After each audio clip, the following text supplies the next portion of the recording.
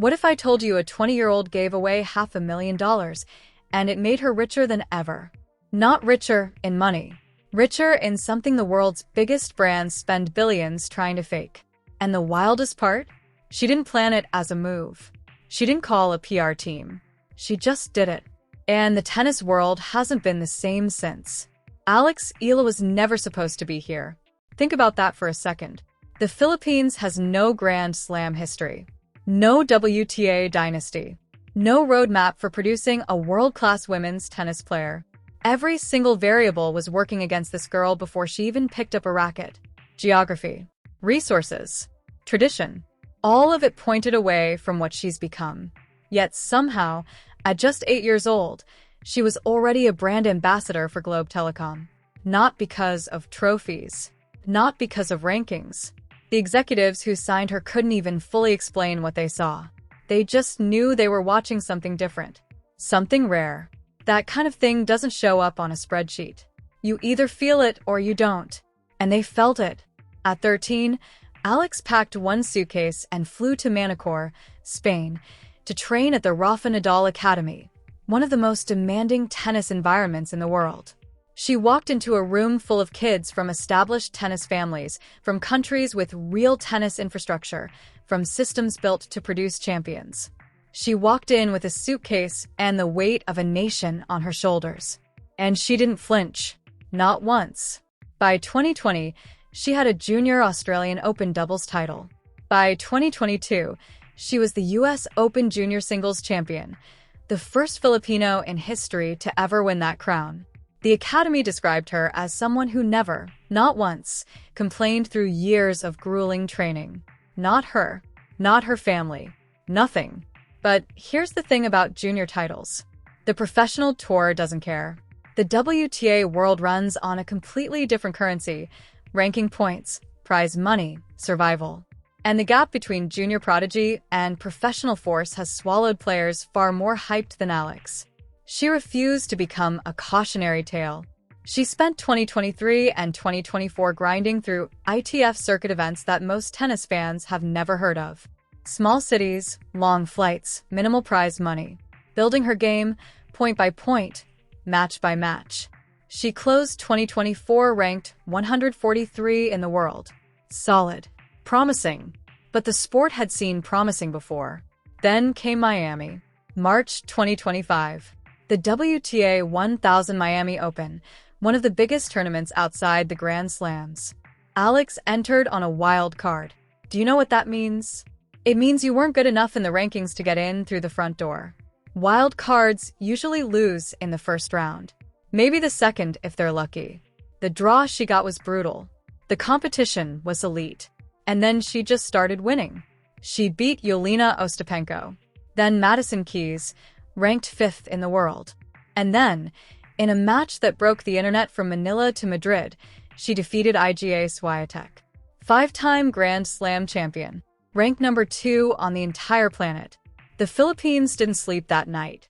She reached the semifinals of a WTA 1000 event, the first Filipino in history to do it. And her ranking? It jumped from 143 to 75 in a single week. 68 positions. One tournament. Tony Nadal, Rafael's uncle, the man who coached Rafa to 14 Grand Slams and the inaugural director of the academy where Alex trained, watched every single stroke. His verdict was measured but electric. He said she stood up to Swiatek and didn't back down. That once she gets her game right, she could be among the best in the world. The world had noticed. But what the world didn't yet understand was what Alex was actually carrying inside. Fast forward to late 2025. She had already won her first WTA 125 title in Guadalajara, Mexico, another first for the Philippines. She made her French Open main draw debut. At the US Open, she won the first Grand Slam singles match ever recorded by a Filipino player. She finished the year ranked 50 in the world, a career high. She had gone from 143 to 50 in 12 months. And then came the moment that stopped everything. At a WTA event where Alex performed at the absolute peak of her career, grinding through 3 rounds against higher-ranked opponents, playing some of the best tennis of her life, She secured prize money of $500,000. Let that land for a second. $500,000. For context, her entire career earnings before Miami combined were roughly $498,000. This single check nearly doubled everything she had earned in her entire professional life. For a 20-year-old from a country where the median household income is around $5,000 a year, that number wasn't just big. It was life-changing. It was proof. Proof of every early morning, every missed birthday, every coach flight her family scraped together the money for, every session that ran past midnight on a Spanish court while the rest of the world was asleep. She took 24 hours. Just 24 hours. And then she released a statement. No press conference. No photographer perfectly positioned behind her. No multi-day announcement designed to stretch the drama. Just a statement, clean and direct. She was returning the full $500,000 to the tournament's charity foundation, a fund focused on expanding junior tennis access across underrepresented regions in Southeast Asia and Latin America. Her words were simple. She said every junior player who couldn't afford a flight to a qualifying tournament, every girl who was told tennis wasn't meant for someone like her, this was for them. She said she remembered exactly what it cost to believe when nothing around you was encouraging that belief. The tennis world froze. Sky Sports presenter Gigi Salmon had just described Alex as possibly the biggest star in world tennis right now in terms of pure fan magnetism and global appeal. But this wasn't charisma. This wasn't a highlight reel moment. This was character. Operating at a frequency most professional athletes, most people, never reach in their entire careers. Social media didn't just react. It detonated. The hashtag tied to her announcement trended in 17 countries within 6 hours. Not tennis countries. All countries. Comments flooded in from educators, aid workers, youth coaches, politicians, people who had never watched a single tennis match in their lives. And yes, some people pushed back. Because this is the internet, and nothing extraordinary goes unquestioned. A group of analysts and commentators, some thoughtful, some just contrarian, raised real questions. Was this financially responsible? Alex was still ranked 50, still traveling with a full coaching team, still competing in events where a first-round exit meant almost nothing financially. Sports economists pointed out that her decision, however noble, set a standard that lower-ranked players could never replicate, and that celebrating individual sacrifice could distract from the bigger conversation about why female athletes earn less than their male counterparts across nearly every surface, every level, every major event. Those were fair points. They deserved to be said. But then the scrutiny ran headfirst into something it couldn't handle, the reality of who Alex actually is. This wasn't an athlete with a history of chasing attention. No entourage at junior press days. No PR machine polishing her image. Just a girl who trained in silence, won titles without fanfare, and gave interviews with a directness that felt almost startling for someone of her talent. There was also a strange, uncomfortable irony playing out in the background. Throughout 2025, social media had been flooded with completely fabricated stories about Alex.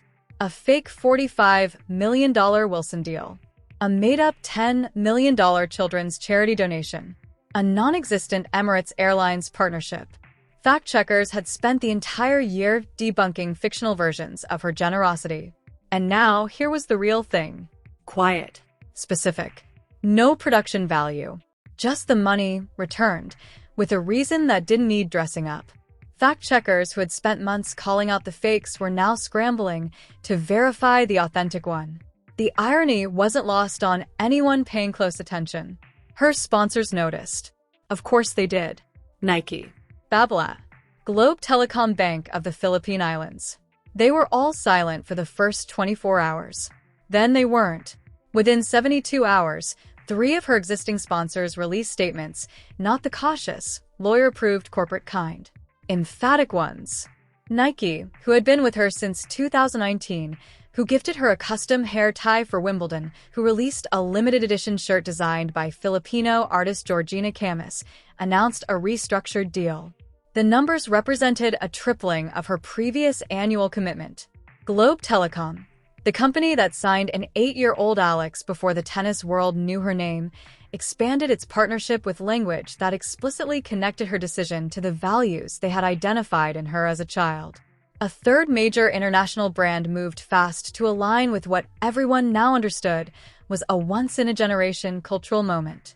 There's a term in sports marketing, values alignment. The moment when what an athlete does resonates more powerfully than anything they've ever won. This was that moment, on a scale almost no one had seen outside of an Olympic context. What made it hit differently than the usual celebrity charity cycle was the absence of the usual architecture. No foundation launch. No documentary crew trailing her to the beneficiary site. No co-branded announcement timed to a product drop. Just the money, gone, with a statement that didn't need any of that. Sponsors understand authenticity the exact same way audiences do, instinctively, immediately, and with lasting memory. What Alex gave away in prize money, she recovered in something that no sponsorship budget in the world can manufacture. Real moral authority. The criticism didn't disappear. Serious voices kept asking whether individual acts of generosity let broken systems off the hook. Whether praising Alex put unfair pressure on athletes from developing nations to perform sacrifice alongside athletic excellence. Whether the conversation around her decision should have been a conversation about institutional reform instead. These were honest questions, important ones. And Alex, characteristically, didn't run from them. In a follow-up post, she acknowledged it directly. She said this doesn't fix the system, that it's one player making one choice, that the structure needs to change, but while it changes, she wanted to do what she could from inside it. That single paragraph shut down more criticism than any press conference ever could. Strip everything else away. Take out the sponsor announcements, the trending hashtags, the debate columns, the counterarguments. What you're left with is this. A 20-year-old woman from the Philippines. Learned tennis on borrowed courts. Developed her game on a different continent. Spent years competing in tournaments most tennis fans never watched. Built something extraordinary from what was essentially nothing. Her career earnings before Miami 2025 sat at roughly $498,000, accumulated over years of professional grinding. Her Miami run nearly doubled that in 2 weeks. The Guadalajara title added another chapter. By the end of the year, ranked 50, she had proven Miami wasn't a fluke. It was a foundation. Gigi Salmon said her crowd-drawing power already rivals players ranked decades above her. Tony Nadal projected she could compete with the best in the world. Roger Federer's former coach reviewed her game and liked what he saw. The WTA's own profile called her 2025 season a breakout, which might be the understatement of the entire year. People have compared her commercial trajectory to Emma Raducanu, whose 2021 U.S. Open title turned into a contract portfolio worth tens of millions. The difference is Alex's rise is being built across multiple events, sustained over a full season, with consistency rather than a single explosion. The sponsor tripling that followed her prize return didn't create her commercial value. It just revealed how deep that value already ran. So, here's the question that keeps coming back. What does success actually look like for an athlete who defines it differently than the sport's conventional framework? Tennis measures achievement in rankings, Grand Slam titles, career prize money. Alex is now accumulating all three. But the moment that stopped the world wasn't a ranking milestone. It wasn't a title. It was the moment she chose to subtract. The moment she gave instead of kept. And somewhere in Southeast Asia right now, in a junior development program funded by her decision, there is a 12-year-old girl who could not previously afford tournament travel, registering for her first professional qualifying event. That's not a headline. That's the story. Alex Eala entered 2025 ranked 143. She left it at 50. She made history multiple times over. She gave away $500,000 at the most pivotal financial moment of her career. And in doing so, she tripled her commercial worth, cemented her legacy, and became something the sport hadn't seen before. The question now isn't whether she has what it takes to reach the top. She's already shown that. The real question is this: can professional tennis, with all its politics and its prize structures and its established hierarchies, actually contain what Alex Eala is becoming? Drop your answer below. That conversation is just getting started. And if this story hit different, if you think athletes like Alex deserve the spotlight that usually goes to the already crowned, you know what to do.